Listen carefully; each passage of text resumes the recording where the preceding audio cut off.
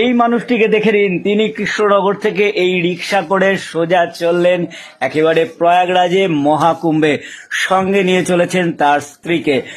এই মানুষটির অশেষ অবদান। এটি শুধু প্রথমবারের এক্সপিডিশন নয়, এই রিক্সা করে তিনি 12-13 বছর আগে স্ত্রীকে নিয়ে গেছিলেন সেই কামরূপ কামাখ্যা। এবার চললেন একেবারে মহাকুম্ভে, প্রায় 800 কিলোমিটার পথ অতিক্রম করবেন তিনি। গত বছর তিনি স্ত্রীকে নিয়ে এই রিক্সাতে করেই পাড়ি জমিয়েছিলেন গঙ্গাসাগরে। তার স্ত্রী স্বর্ণলতা, 70 বছর বয়স, আর ইনি সেই বাঁকা বাবু, যার বয়স 78 বছর। ভালো নাম দুলাল বিশ্বাস। সংসার, পুরো একটি সংসার এই রিক্সার মধ্যে সাজানো গোছানো। আসলে এটি রিক্সা নয়, ট্রলি ভ্যান, যাকে তার বন্ধুরা এইভাবে রূপান্তরিত করে দিয়েছে তার ক্যারাভান হিসাবে।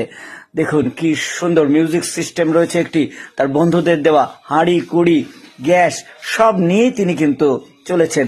প্রকৃত অর্থে ভোজনং যত্রতত্র শয়নং হট্ট মন্দিরে এবং বসুধৈব কুটুম্বকম, সেই মতোই কিন্তু বিশ্বাসী বাঁকা বাবু। তিনি চলেছেন দীর্ঘ পথ অতিক্রম করার বাসনা নিয়ে।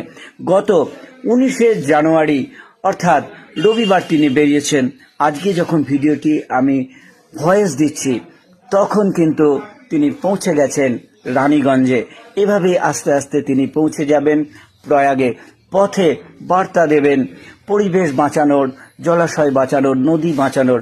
আসলে তিনি সেভ জলঙ্গি নামক একটি পরিবেশ সংগঠনের সঙ্গে যুক্ত আছেন। তিনি দীর্ঘদিন ধরে পথ চলেছেন, পরিবেশের কথা বলেছেন। আসুন শুনে নি তার মাইকে কি বাজবে। मित्रों, मैं श्री दुलाल विश्वास हूं। सभी मुझे बांका कहकर पुकारते हैं। मेरा घर पश्चिम बंगाल के नदिया जिले के मुख्य शहर कृष्णनगर में है।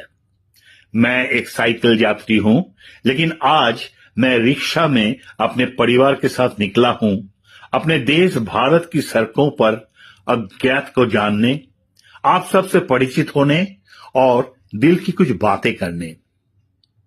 जहां मेरा घर है उस कृष्णनगर शहर में 2 नदियां हैं, एक जलंगी नदी और दूसरी अंजना नदी। जलंगी नदी लगभग मृतप्राय हो चुकी है और अंजना नदी अतिक्रमण के कारण अब नाले में बदल गई है। वहां मैंने सेव जलंगी नामक एक गैर राजनीतिक स्वयं सेवी संगठन के साथ इन दोनों नदियों और विभिन्न तालाबों झीलों को बचाने की मांग को लेकर रैलियों में हिस्सा लिया। मैंने पदयात्राएं